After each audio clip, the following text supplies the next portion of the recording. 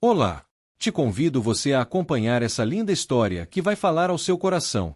Nos dias em que Jeroboão, filho de Joás, reinava em Israel, e quando Judá ainda tinha seus reis sobre o trono, a nação de Israel parecia forte por fora, mas estava podre por dentro. Havia riqueza, comércio, festas e religião, mas o coração do povo estava longe do Senhor.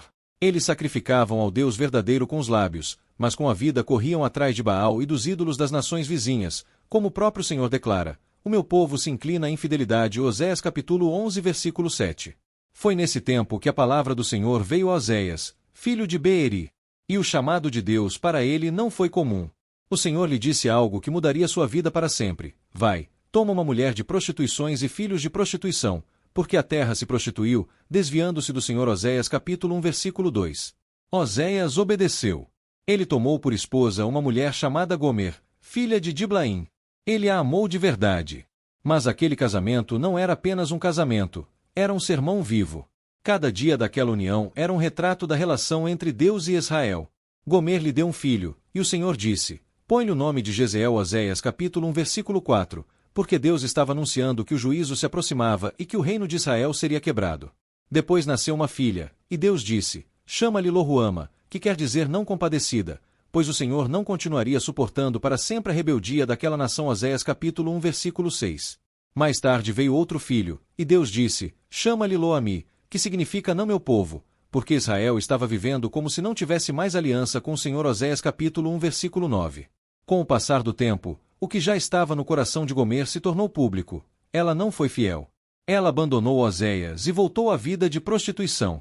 Correu atrás de outros homens, achando que deles vinha o pão, a água, o vinho e o azeite, como Israel dizia dos seus ídolos: irei atrás dos meus amantes, que me dão o meu pão e a minha água. Oséias capítulo 2 versículo 5. Oséias ficou sozinho, traído, humilhado, de coração quebrado. Mas o Senhor disse que aquilo era exatamente o que ele mesmo sentia. Israel o havia abandonado, mesmo depois de tudo o que ele tinha feito por eles desde o Egito. Gomer, com o tempo, foi sendo consumida por aquela vida.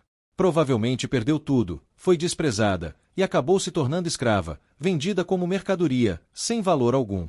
Então, o Senhor falou novamente com Oséias: vai outra vez, ama uma mulher, amada de seu amigo e adúltera, como o Senhor ama os filhos de Israel. Oséias capítulo 3 versículo 1.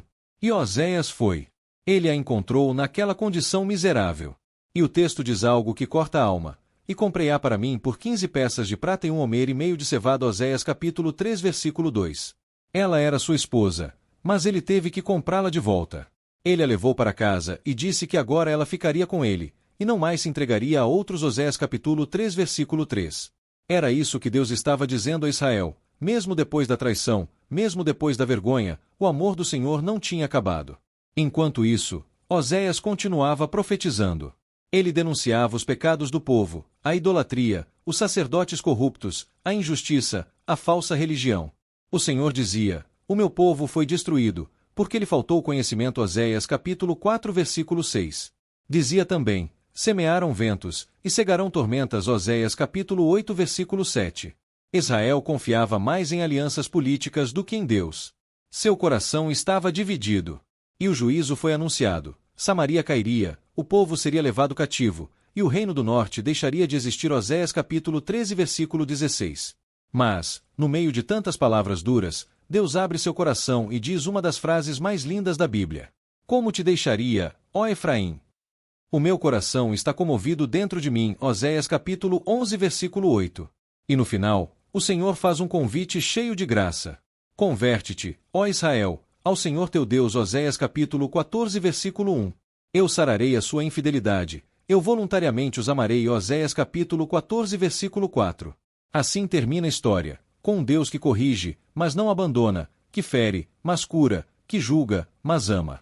E a vida de Oséias ficou marcada para sempre como o retrato vivo de um Deus que compra de volta um povo infiel.